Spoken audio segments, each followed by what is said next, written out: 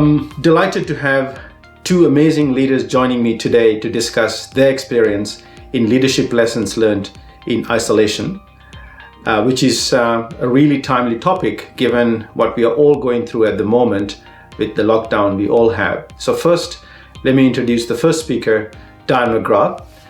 I first interviewed Diane in late 2015. That was when I was writing my book, Building High-Performing Teams. Later, we did a joint video interview in 2018. That was to learn about Diane's journey in training for the Mars One mission. She grew up in Melbourne, Australia. She believes nothing is impossible. She has sailed tall ships in the Southern Ocean, cycled extreme distances, run marathons, and an ultra-marathon to her credit. She's also part of the final 100 candidates for the Mars One mission out of over 200,000 volunteers. Currently, she's also the co-founder of Watch My Waste, a new research to reduce food waste in the hospitality sector. Most recently, Diane has also gone through isolation training as part of Mars Society, which we'll get to hear later today, which I'm really excited about. Also, if you haven't listened to Diane's TED Talk, which is Mars, the Next Quantum Leap, highly encourage you to check it out. An amazing story. She's driven to leave a legacy to inspire the next generation that nothing is impossible. Diane, thank you so much for taking the time. It's always a privilege and an honor to really learn from you. Look forward to the discussion today. Oh, it's wonderful to see you again, Vijira. Thank you so much for welcoming me this morning. Welcome. Thank you. And let me introduce you the next speaker, Sabina Nawaz. I recently came across Sabina's work on her most recent article on the Harvard Business Review, how managers can support remote employees, which is also a very timely topic given what we are all currently going through. Sabina is a global CEO coach, leadership keynote speaker, and writer working over 26 countries. She advises C-level executives in Fortune 500 corporations, government agencies, non-profit and academic institutions. She started her career in software development at Microsoft and then led companies' executive development, over 11,000 managers and 700 executives there. In addition, she has spoken at over 100 seminars, events, conferences, including her amazing TEDx speech. Again, if you haven't seen Sabina's speech on the TEDx, the topic was how a single voice in your head can save your life. An amazing story, and thank you so much for sharing that journey as well. And currently, she sits on the board of Power and Systems, a leadership development institute. Sabina believes the greatest privilege in working with executives is bearing witness to their acts of courage. Sabina, thank you so much for taking the time and accepting the invitation to join this joint interview with Diane. Really privileged to have you here. Vijira, thank you so much for the invitation. I'm really looking forward to this dialogue with Diane and you. Let's start with Diane. Last time we were talking about Mars One mission, but this time, it's very hard to keep up with you. We are now talking about the Mars Society, and I love your background there as well. So tell us a bit about what is the Mars Society and its objectives to start off with. Well, the Mars Society is an international organisation, and they are space enthusiasts, very passionate about space, and they're in every country. They have a franchise or a group that get together and regularly keep up to date with what's happening in the space field. So for myself, I was very interested in being involved because they're quite active, and they actually have a couple of research facilities around the world where you can go in and spend a few weeks doing research as if you were actually on Mars, all with the purpose of trying to see if we can get humans to Mars and how can we support that. Obviously be hearing the experience you've gone through there.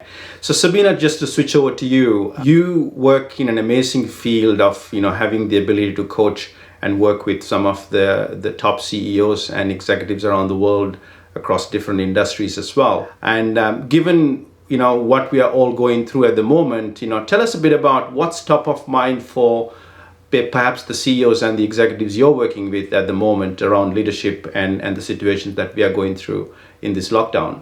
So much is top of mind for them right now, Vijira, and it's been evolving and changing, of course, as we understand more and more, and yet still so little, about how to live in a pandemic and work in a pandemic. Even though things are evolving and changing shape, there are three things that I'm seeing.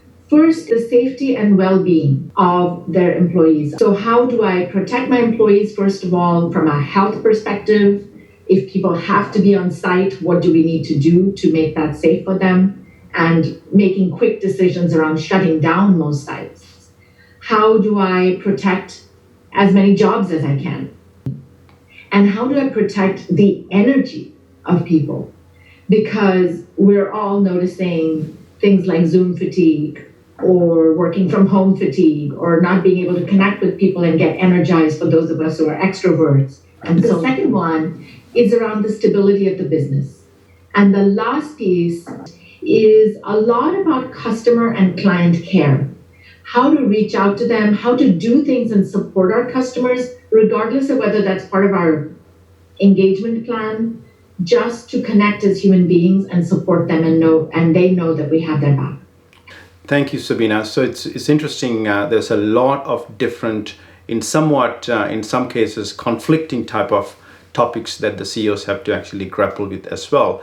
And maybe let me put a question to both of you. If you think about at this time of isolation, what do you think is most important? And I'll start with Diane first. Is it sense of humor or focus on getting the work thing done? Well, just give us, your thoughts, Diane, first, because I think that's critical as well. I think it's a balance of both, Vajira. I mean, if you don't have a focus to achieve something, then you won't get it done. But of course, when we do seek to achieve great things, no matter what they are, things invariably go wrong. There's no if something will go wrong. Of course, something will go wrong. And at those moments, that's when you need to be able to actually lean back on your sense of humour and realise that can support you. It's like, I could be worse off, or this is a funny way of looking at this. And so, take that sense of humour and use that as part of your power to go have a laugh and then focus again. But I think the two work hand in hand. And Sabina, thoughts on that topic? I'm going to take it in a different direction, Vajira, because I agree with everything Diane is saying. And so to say something different, it's humor and focus, of course, a balance of those is important. I think more important is forgiveness and empathy. Mm-hmm. There are days we are not going to be focused. And how can we forgive ourselves that I got absolutely nothing done today, or someone else got absolutely nothing done today, because we are in a fog sometimes. And the empathy of holding the space, providing that space for grace, starting with ourselves and with everybody else. Fantastic. I love that thought around empathy as well as creating that space, because part of the team I have is spread across Asia, and we've now started effectively a weekly social water cooler check-in, and one of the discussions we have is exactly around that topic. How do we make sure that we totally understand each other and create that safe environment? And I think this is really where it's a time where it's okay, not to be okay, because we need to be able to, rely on each other. So love both of your kind of perspectives on that. Now, Vajira, I have a question for you. Is that okay? Please. I'm so curious. How did you create that safety? I think, it's something where, in my experience over time, I think as a leader, what I have learned is leadership and managing people is not just the task, right? It has to be something you truly love doing and kind of creating that empathy for people. So you have to first start with building that connection. Safety is not something you can actually just build over time. Like people say, trust needs to be earned. And I think it's the same thing here. I've learned over time, and the first time I became a people manager, I thought, okay, I was used to doing projects has set of tasks, I get the thing done. But managing people, you can't actually do it that way. You have to truly develop a true sense of love and care and empathy for each other. I think that's where you can build that sort of, safety, so people know that you as a leader is there to create that sort of, air cover. So people open up and actually talk about what's really kind of bothering them. I guess that's, my experience anyway. Diane, I think in this whole thing, I think it's totally unfair that you got to go through isolation training before you went into isolation, right? I was ready. So I was actually looking, hey, we weren't given that training to go into isolation, yet, you had that opportunity. So tell us a bit about, what was it like, going into that isolation training, preparing for that. And I think, later we'll sort of talk about what lessons you got, but would love to understand what were some of the key things you went through in getting into that isolation training. Well, the first thing that you touched on there, Vijira, that makes such a difference is preparation. If you think about our situations at the moment, so many businesses were not expecting to have to close down or to have to send all of their staff home or change their model of operations or anything like that. Whereas I was fortunate enough with our preparation to spend quite a bit of time on Zoom and Skype calls with my potential teammates that I would be in isolation with for those 2 weeks. And I was with 3 other people that I didn't really know at all. And we spent a couple of weeks working out, well, what are our scientific research projects that we're doing individually? Because that's what we were doing there together, conducting our own research experiments, but helping each other with theirs as well. So we had to understand what the resource requirements would be. So there was quite a bit of planning in advance of going. But then when you get there, that's where adaptability comes in. You can plan as well as you like for something, and then you arrive on site, the doors close to the habitat, and here we are on Mars. There's no going outside. We were isolated in a very small space for the 2 weeks. We couldn't go outside unless we had a spacesuit on, and we were only allowed out for a couple of hours every few days, as if we were on Mars, preserving those resources of oxygen, of water and so forth. So we had to then adapt to some of the ways we could do our research. I wasn't expecting to get there and realise that we would have only half of the food stock that we would expect to have normally for that 2-week period. So that would potentially affect the results of my research. Some of my colleagues weren't expecting to have such limitations on how frequently they could go out to do their geological research. They had to adapt their research projects. And we were given some great advice before going in by someone who'd been many times on these research experiences. Don't over-egg the project. Mm-hmm. Very simple stuff. Don't try and do too much. And I think your points before, Sabina, about being compassionate and empathetic and so forth, to understand that you can't always achieve everything that you set out to do because circumstances may be different to what you had envisioned. And that was one of the big things for me. I had to let go of what I really had desired doing, adapt, and still develop something which was achievable in the new environment and would still deliver valuable information that could be taken forward.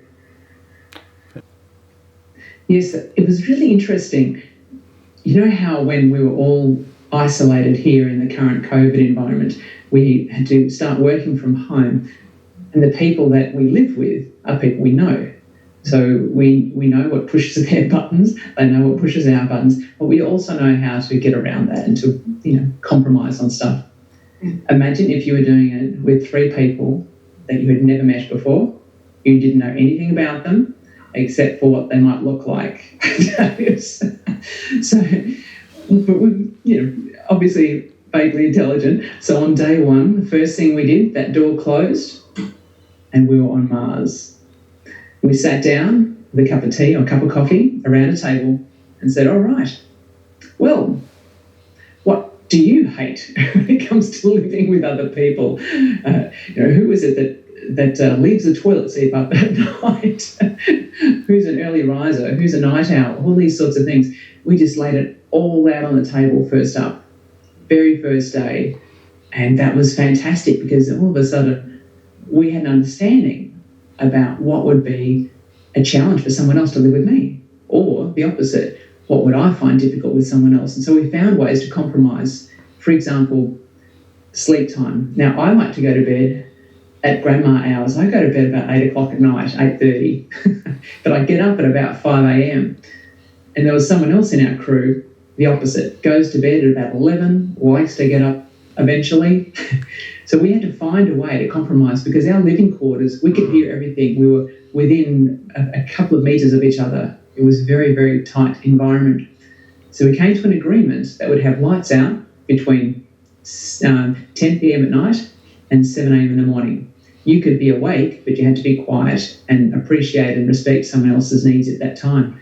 And that worked a treat. It was an absolute treat, because everybody realised, oh, that's okay, I'm still allowed to stay awake. I just have to respect that other person. Or, oh, I can get up early, I'll just do quiet meditation for a while or something like that. So getting to know each other at that sort of point at the start. Now imagine if we did that in our teams at work. You know, when we're putting project teams together, we don't have a lot of time to throw teams together sometimes in an emergency at work.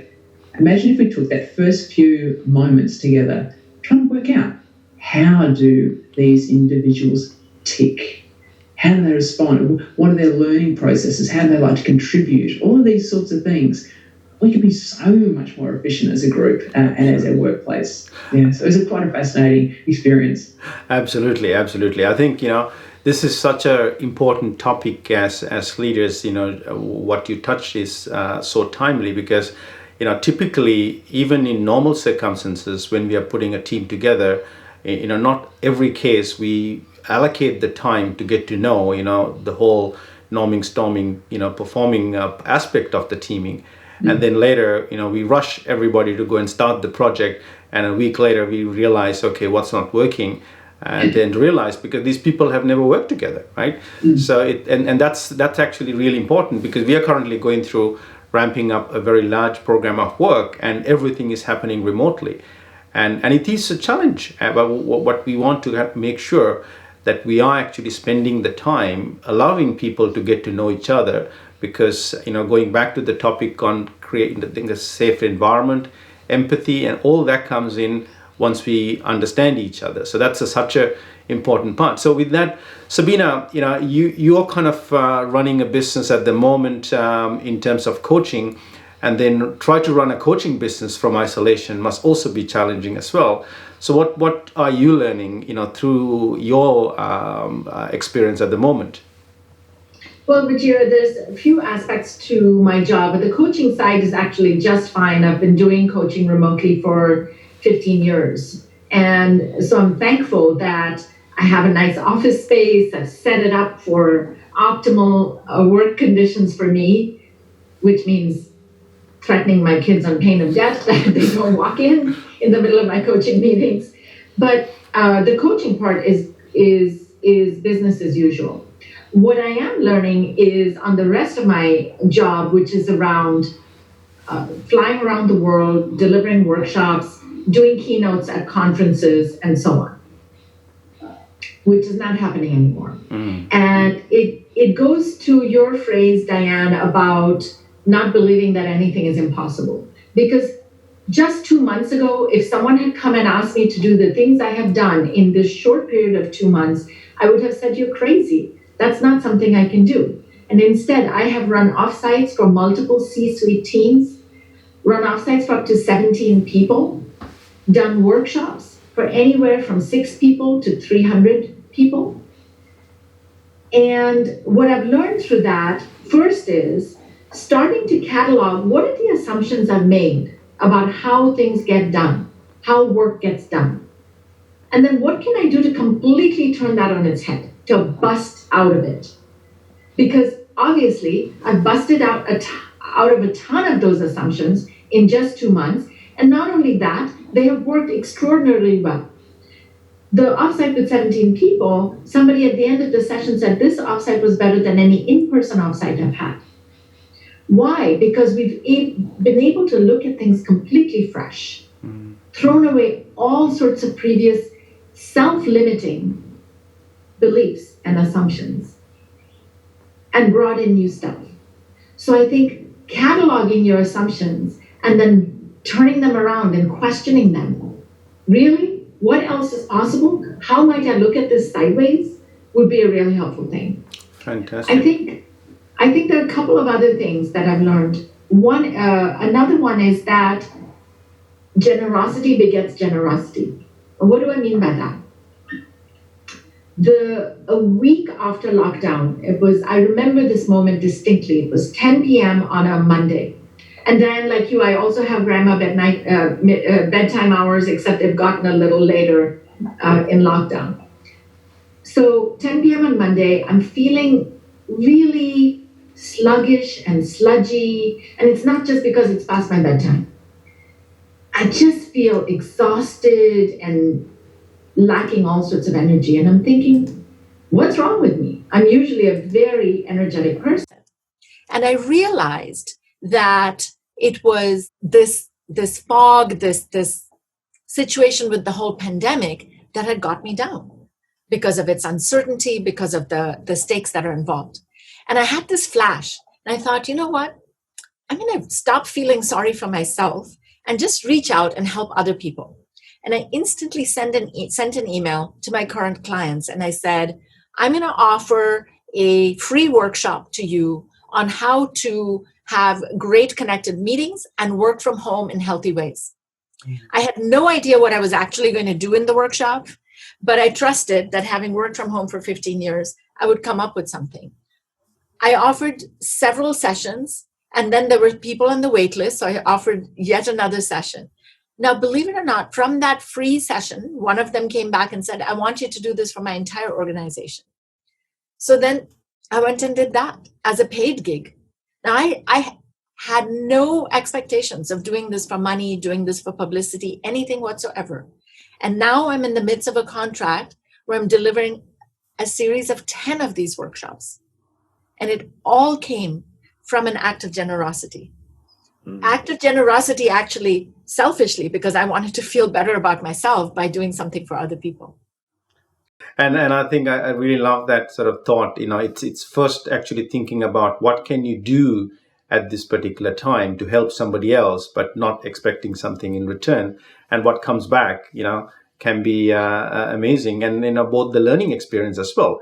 And this is really where I just want to maybe move on to perhaps another interesting sort of thought to get your perspectives, which is really, if you think about in this time of isolation, how can we use the strength of the professional and the personal network we have with each other. For example, I'm using this interview to connect with both of you, to learn from each other, and what sort of lessons you have actually gone through, and then through that process sharing with other people as well. And I'm just trying to get a sense from both of you. And I think Samina, you touched on the topic. When you try to pull a remote offsite together, again, you're kind of establishing that network of people. Some may have worked together before, some may be sort of new people. So, at this time, how else can people think about their personal and professional network to kind of lean in on each other and help each other? What thoughts have you got? Maybe we'll start with Diane on that one. Well, it's a fascinating area because we live in such an insular world. We work in our own frameworks. We have our normal business connections, and yet outside of that, everybody has other interests as well. How often have we learned more, taken the time to learn more about those people and their other interests? Who knew that that connection you had at that other company actually had extraordinary skills with Zoom, for example, which right now would be such a boon for your organisation because they did it as a hobby on a weekend. Who knows? But for me, what I've done, some of the stuff I've done recently is spend a bit of time having a look at who can I help, a bit like what Sabina has said. Can I be the helper and not just seek help? I know in some areas of my life at the moment, there's been some challenges. And yes, I've asked for help there. And that's been a big thing too. A lot of people have been afraid to ask for help. And that's the other thing I've been doing is asking people, can you help me with this small thing? And 99% of the time, people say, yes, I'd love to help. Because we all want to help. We like helping other people. We feel great when we help other people. So I've used my network, and I don't like the word use, but connected with people who have been able to help me at times when I've had difficulty because of the skills and personal qualities that those people might have had. At the same time, I've looked at some of the industries that my friends work in and looked at any of those industries that might be really under the pump at the moment, that are very challenged with the current environment, and thought of other ways that I can ask them to help me as well, because then they feel that they're actually valued and doing something, and find ways of paying them as well. That's been something I've done from a personal nature. And I think that's so profound, because I think, I also find, given any situation, it's all about your perspective, right? So how do you look for something really positive and tangible to take out of the situation? Because in any situation, we can look at both sides of the coin, right? The positives and the negatives. And I came across this very interesting YouTube clip. It's called the Great Realization. It talks about what we are currently going through and all the good that's coming out of this as well. And that's the other aspect that I'm trying to encourage the teams that I'm working with to say, hey, if you really sort of reflect back on the last couple of weeks, there's a lot of good that has come out as well as the challenges. And one thing that I certainly found was that the level of connection we actually have with people, as well as getting to know them at a much deeper level, has increased. And that's been a quite profound conversation through many teams I have had. In a way, it's actually sad, because it got to this point for us to get to know each other much better. But I think, people are kind of opening up to help each other a little bit more. And going back to the kind of previous comment about, it's okay not to be okay. So how do we, use the network we have as well to connect with each other? So Sabina, any thoughts from your end in terms of, other tips for using the professional network and the personal network at this particular time to benefit each other? People's staying power, their stamina is a lot shorter now. Mm-hmm. And so in terms of a network, it's multiple, more frequent connection, because we're more isolated, but much shorter. Whether it's a business meeting that's an hour long, instead, can you do that in 20 minutes and do it twice a week as opposed to once? Or it's connecting with somebody, short WhatsApp messages, sharing recipes, for example, or multiple small favors being traded in either direction, small gives and gets. I have been shocked at how willing people have been to help each other during this time, where everyone is worried, everyone is concerned, they're all dealing with their own stuff. Yet I've seen an outpouring of offers of help whenever I've asked for that. I've organized that for the building in which I live, for residents who may not be able to get out as often. I've seen that in articles where I need to research things. I'm just writing a piece for Harvard Business Review on how do you do vacations during this time. And I sent out an email to my clients again. And within 48 hours, I had 20 responses to a short survey. So when you ask for help, it's got to be small things, as Diane says. And similarly, small gestures, small offers of assistance, so that we can all preserve our energy, but also give energy in small ways and sustain that and make that bigger. I've been applying this concept called a 1%. Is that 1% of our time is not a lot of our day. 1% of our day is 15 minutes. So what can I can give 15 minutes to somebody. That's the time that it makes to make a couple of cups of coffee. That's it. Or once a week, it's 90 minutes.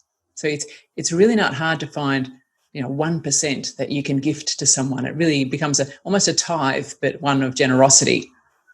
I love that. I love that 1% tithe of generosity. I'm going to borrow that phrase. Please feel free. Let's also maybe switch gears, and maybe I might start with Diane on this first. And I think with your training, both Mass One and Mass Society, you've probably gone through a lot of physical and mental fitness as well.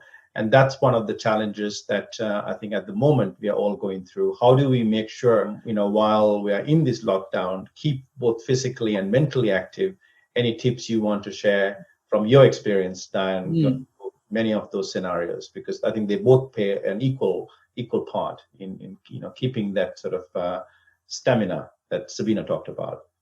Yes, indeed. And I think that the mental fitness is a big part, but that also comes from having the capacity and the space, the mental space. I've increased my meditation during this time. I used to meditate prior, and I learnt through my own isolation training that was a wonderful gift to my day at the start of the day, to allow me to just deal with anything that came by so much more relaxed and without stressing out. So I would, in the Mars habitat, I used to do 20 minutes as a minimum of meditation every morning. Currently, during isolation, I'm doing up to about 40 minutes, sometimes longer, sometimes less, depends on the day. But I do meditate in some capacity daily. So that gives me, I think, that the mental strength and foundation to be able to do the rest. And when it comes to the physical training, that's something like I can't access a gym right now. And even when it comes to running, because I enjoy running, I can't always run at the times I want because there are too many people that run at the places I like to run. So it's safer for me to run before the sun comes up. So I've had to adapt. And when it comes to lifting weights, just because I can't go and lift a big heavy bar with a whole lot of weights at the end of it doesn't mean I can't do something else. I think it leans to what Sabina was touching on before. What do I want to achieve? But I'm in a different framework. I'm not in the same framework of being in an office. I'm in this framework now, this discourse of being in a tiny, small studio apartment. I don't have ultimate other choices at all. I have one room. So how can I still get the same workout? So I've been doing a lot of high-intensity interval training, a lot of time under load and isometric holds, a lot of things that will give my muscles the exact same signaling as they would if I was in a gym for an hour. And I can do it in 20 minutes. So I've learned to be a lot more efficient, actually, at getting the same workout. But I think it's come from having just accepted things. You know, that was one of the things going into the Mars habitat. We were going there because we chose to be there. People didn't choose necessarily to go into isolation. We were forced into it. So that first moment, and this is where the meditation really helped, acceptance. I am here. I will be here in the capacity that I can. And so when I changed that mindset very early on, that made life a lot easier, and it increased my energy and increased my focus, and I became vastly more productive as soon as I accepted this is where I am, and it's my choice to be here, even though we might have been told by our governments or whatever. Sabina, what are your kind of thoughts and tips on mental? Yeah, well, a couple of things. One is on the mental side, the power of ritual. Many of the people I coach are talking about how work and home have bled into each other. Now that we don't have commute times, people feel free to schedule meetings earlier and then later. And because we're working across time zones, I have people who are on calls from 4 a.m. to 10 p.m. That's insane. And so delaying the start of your morning. I tell people that the best deal you make for self-care is at the beginning. Just like the best deal you make in negotiating a job offer is at the beginning, before you say yes. So before you touch that email, before you touch that work, delay the start of that morning to do whatever you need to do, whether it's going out for a pre-dawn run like Diane, or breakfast with my family, or whatever it might be. And similarly, have some kind of a ritualized end to your day that marks that end. What if you made a commitment with your family to do sharing of the day at a certain time, or whatever it might be? But rituals help provide structure and safety and predictability as we're buffeted by the winds of uncertainty. And then physically, I don't think I can beat Diane on all the pro techniques, but what I do in terms of people who are in corporate jobs, I was surprised because just 2 weeks into quarantine, any guesses what one of the most common physical complaints was from people? Sore necks, bad backs. Backaches. And it wasn't just because of the chairs they were sitting on. It's just that they were sitting for so long. See, online meetings, one finishes, the other one begins. We don't, even though we're in back-to-back meetings back in the office, we stand up and go from one conference room to the next. Here, we're just firmly planted with our behinds, one meeting after another. And that's just not great. So I've started, whenever I run a group, I start with a 30-second movement break. And we all just stand up, and I might do 30 jumping jacks that day. or somebody else might just stretch around, or high knees, whatever it is, burpees. We just do a 30-second movement break, and it's amazing the shift in energy right there instantly that people experience. Yeah. I think it gives a sense of empowerment. Exactly. It's a sense of agency again, right? Not everybody is as evolved as you, where they've gotten to a point of choice, perhaps, but it goes, this is something I can do. And I cannot do a lot, but all of us can do 30 seconds. The night before, prepare your space. So don't just have a cup of water, have an entire pitcher of water ready the night before. You're not going to have time for that during the day. Yeah. Load up on your healthy snack. Exactly. Load up on your healthy snacks. This is dried seaweed ahead of time. So everything is set up for health, physical health and well-being. And the last piece of that, surprisingly, one of the best kept parts of our body when we are working at work and are not in social distancing are our teeth, according to Dan Ariely, who's a professor and researcher at Duke University. Not because we care about the health of our teeth, but because we care about social acceptance. And you're going to get repelled by me if I haven't brushed my teeth and I'm emitting a lot of bad breath. When we're working from home, people are not brushing their teeth. So again, if the best deal you make is upfront, before you sit down, brush your teeth. So those are just some small tips and tricks around taking care of your heart health, your kidney, your teeth, all of those parts of your body. There's an aspect of that ritual of getting dressed as well. Yes. You get into your clothes that you're going to wear to work and you will work. Yes. If you stay in tracksuit or running gear or whatever for the day, is your mind on the same plane? Is it still relaxed and in the physical space, or have you now moved to the workspace? How have you managed to transition? But those physical anchors of the clothes of the workplace make a big difference. I even pack up my laptop. As I mentioned, I'm in a studio apartment, and so for me to have home space and workspace in the same room, I physically pack everything up every day, and I set it up again every morning. Oh, that's because brilliant. I want to have that physical distance between work and home so that I can be in the right headspace at the right time. And I think that's one of the challenges I have found myself as well, because with my job, I'm used to working from home, but somehow with this particular situation we are going through, it has kind of elevated to another level, because even the visits that I used to do to the office or to see the customers is gone. So and I can definitely relate to the whole issue about the backache as well. So I'm trying to kind of break pattern. And one of the things is I've actually raised the table now. This interview that I'm doing is actually I'm kind of standing up, which is also kind of breaking and allowing me to move around as well. And then sometimes on a conference call, take the conference call, just go for a walk, right? That also sort of helps as well. And in fact, at our place, the person who's going to be fittest after all of this is going to be our dog, because everybody's taking the dog for a walk. So he's going to be the fittest one then out of all of this. So no, I really, really love the insights there. So thank you so much for that. Well, Vijay, I want to add one small thing. Yeah. At the beginning of this, I was encouraging everyone to get on video, to connect with people.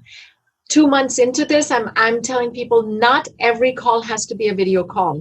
Try and make at least one of those meetings a walking meeting. If you cannot be outside, it's a pacing meeting inside with people where they're okay that day. You don't need to check in by video. Maybe you check in for 5 minutes and then get off of it. It's someone you know, someone you trust. Yeah. Once a day, have a walking meeting without video. Yeah. Love it. So one of the things that I see at the moment, topic of unconscious bias and situational leadership in also understanding each other, because we talked a little bit about getting to know people, making sure we develop empathy. So would love to hear both your thoughts on the topic of unconscious bias as well as situational leadership, particularly at this time. What tips and tricks you might have. Diane, maybe I might start with you. Unconscious bias is a very difficult thing because, of course, naturally, just the term itself, we're not conscious that we have these biases, but yet they're there. I do training each year with a group called Group Relations Australia, or GRA, and we do essentially an isolation training. We spend 5 days locked away where we all work through a whole lot of group dynamic exercises. And at Group Relations Australia, typically psychologists, psychoanalysts, and the like, and they're kind enough to let me join with their training. And one of the things we do is try and work through our unconscious bias. Why is that? Well, because if you can imagine a psychologist, psychoanalyst, therapist, they're a human being as well as being a specialist. So the patients that they're seeing, the individuals that you and me that they might be speaking to, they can't be completely objective all the time. There's always that subjectivity of what framework do I come from, what has been my experience and the like. So what these conferences try and do is to help us learn them, understand them and see them. And one of the experiences I remember having at the conference there 2 years ago was we were in a big group. There was about 40 of us, and we're having a lot of heated discussion around gendering and the gendering that occurs, because not a lot of men realise that gendering does happen because, of course, they've had all these years of living in a more masculine society or a male-dominated society, so they haven't realised that they've inadvertently just excluded women from the conversation. So we were having a heated discussion on this, and one woman in particular, we had a woman from the United States with us who was African-American, and she was very passionately saying that we need more women of colour to speak up. And then another woman that was in the room who was a woman of colour said, but I'm not a woman of colour. And that completely confused me, because there she was, a woman with different skin than me, and she was from a different country. And yet then I realised all of a sudden as I looked at her, she wasn't a woman of colour in her country. She was a woman of colour in another country. Mm. So that was one of the biggest awakenings I had with that group. Wow. The context in which we see the world is always from our own framework, our own experience. And what that told me is that someone else's framework and experience will absolutely put them in a different situation. And thus, I need to be conscious that because I've always thought of it that way, it may not always be that way. And so I try very hard to spend a moment to hold my breath and to think, where is that person coming from? Because that makes such a difference to the dialogue that you can have with them. Wow, that's so profound. I love that example as well. And it is so easy for us to just think from our perspective without taking a moment to get into other people's shoes. So, and at this time, it's so important to make sure we understand where they're coming from as well. Sabina, any thoughts on that topic from your side? Because I spoke earlier about assumptions and the assumptions we used to make about how work gets done or how it doesn't get done. And as we're busting through it, we're getting more creative. We're making do quite well in many aspects of work. Similarly, there are assumptions we're making about our colleagues we've known for many years, and we're used to them performing in a certain way in the office. And there are many things going on in people's homes that we are absolutely not privy to. We've seen numbers rise significantly in domestic violence, for example. Parents who have kids of a certain age or single parents. And how do we create an environment, and I coach my clients on this, to not make assumptions that everybody has the same working conditions as you at home. They're all going to be different. So allowing for flexibility around work hours and what productivity looks like or means right now. They might only have 3 hours in the day to pump out some work. But in those 3 hours, they're going to be extra focused, extra productive, because they know they only have those 3 hours and the timer's going to ding.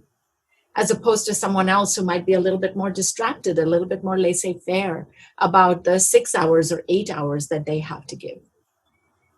So questioning your assumptions about the conditions under which someone is working, and then allowing for flexibility and space there without also impinging on their privacy. They may not tell you. You may never know what else is going on. So part of that is also being willing to be vulnerable yourself and talk about any challenges you might have around your working conditions. I always say kids and pets are welcome right now.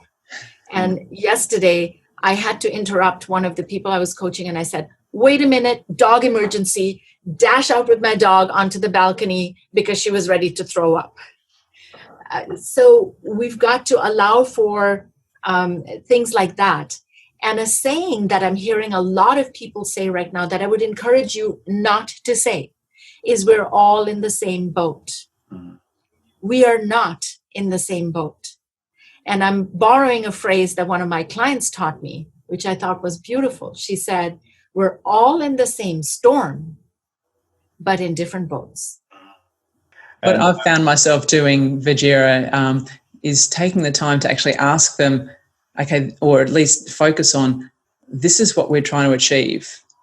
Yeah. I focus on the goal, because how we get there, as long as it's done in the time that it needs to be done by, and is it at a real timeline? Exactly. Who set that deadline? Is it real? Yeah. And because we're not in an office and it has to be done before 5 o'clock because we all leave at 5. It doesn't really matter at the moment. The objective is getting this thing done. Can it be done in this time frame? And people love to be empowered. People love to have ownership of their work. So if we don't have to put the structure on, you must do it by this time in this way, I think we'd be surprised that it is quite achievable to still get things done in the same time frame. Exactly. I was actually at an all-hands call a couple of weeks ago, and one of our leaders shared this thought, which I thought was really, really timely, because he said, this is a time that nobody can say based on my experience, because none of us have actually gone through this, right? So we are all learning, and I think, Sabina, you touched on this topic about being vulnerable, and it's okay to not to be okay, be kind of, share what you're currently going through, and that way, the team opens up, connect, get to know each other, and then that's also another way. I mean, to your example about the dog emergency, one of the things we had in our team a couple of weeks ago, I said, I think somebody suggested from the team for next Friday's water cooler chat, bring your own teddy bear and your family to the call. So we had a call. That was amazing. We had kids, we had all their teddy bears in the call. And what was amazing is that we didn't talk anything about work. And that's one of the rules for our kind of Friday water cooler chat. It's all about understanding where people are coming from, what they're currently going through, and then how do we help each other. And that creates that social fabric. Sometimes we miss whether we are in person or in remote situations as well. So this has been a fascinating conversation. I really, really learned heaps. It was great to actually get your experience and be really transparent with what you're going through. First of all, I just want to say a huge thank you. Any final thoughts that you want to leave with, Diane? I might start with you first. I guess the final thoughts I have been around some of the things that have come to mind through my research recently. As you're aware, Vijaya, I'm completing my PhD at the moment in environmental engineering. It's focused on food waste, and most people don't think a lot about food waste until it starts to mount up or become a political problem. But it's something which is very much part of my consciousness, and because of that, I'm very aware of our environment as a whole, and that's my backdrop today. As you can see, the earth behind us, and that thin line of our atmosphere that preserves this planet, all life on this planet. And if we don't protect that, if we don't protect that thin band that's like as thick as a rubber band around a basketball, we have no life, we have no planet. So all the little things that we can do, that we forget to do sometimes, can make a big difference if we choose to do them. It's just one straw. Thank you, Diane. Thank you. And Sabina, any final thoughts from you? Mine would be a mindset thought, which is whenever you can, channel a mindset of abundance as opposed to scarcity during these times. The scarcity mindset being one of, I'm not going to be enough, there's not going to be enough, disaster is going to happen, all these things that are not going to be enough, not going to add up to much. And what I found is, at least for those of us who have tremendous privilege in our lives, we're not missing a lot of things. Diane has figured out how to have great workouts and perhaps even become more efficient in her workouts. I find I can go shopping in my closet. I can go shopping in my pantry. So how can we let go of this, it's not enough, more, gimme, and instead saying, it's not just enough, it's more than enough. Mm-hmm. And that reminds me, Tony Robbins, one of the things he says is that it's not, the problem is not lack of resources, it's the lack of resourcefulness that we bring in these discussions. So yes. I think that's such a profound statement as well, which is exactly what you're talking about. Quite often, whether it's in a team situation, it's very easy to look at, what we don't have. But the question really is, what can we do with what we've got?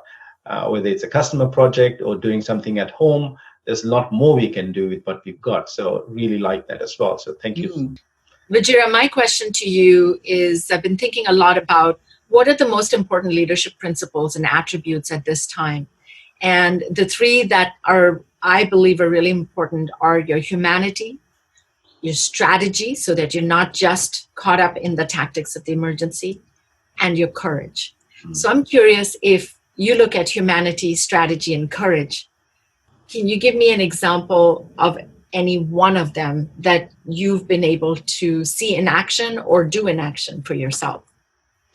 Yeah, and I think I'll share one particular example. And this example, interesting enough, has happened to me over a number of different circumstances, during my career.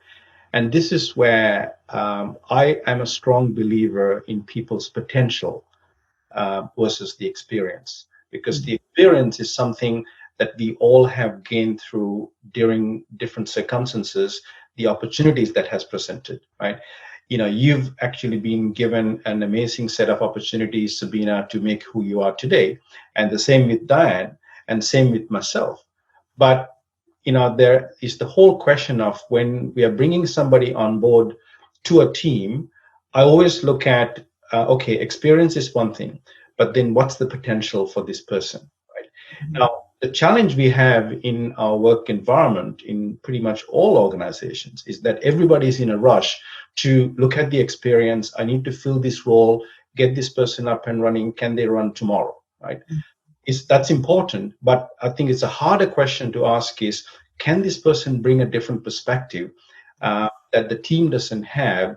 And as managers, we have to take the courage to make that sort of decision. And it is risky. And I've gone through situations where I brought in somebody who had nothing in common with the current team, but they brought a complete different perspective to the team. And they've become some amazing leaders in the team. At the same time, I've actually had real challenges in convincing some of the interview panels as we're bringing people in, because a lot of people actually sort of purely look at the experience. And in those situations, you have to stand behind your people and what you believe in. So part of your question about the courage, where I always actually look at the people's potential and bringing that in, because if you don't give that person an opportunity to show what they're capable of, then as leaders, I think we are failing as well. And that's hard. That's really, really hard to do, because the tide is against you, because everybody wants to bring somebody with the 10 years of experience on this, that, and the other. But we are working in an environment where, the 10 years of experience we don't have. We're working on new technology or new customer scenarios or new industries. So I think that's what I would actually say, that I would like to call out as a leader. Don't just look at the experience, but make sure you're asking the question of the potential of the people as well. That's awesome. So with that, thank you once again. It's been a great privilege to meet with both of you and learn from each other. Thank you so much. Likewise. Thank you. Thanks, Vijira.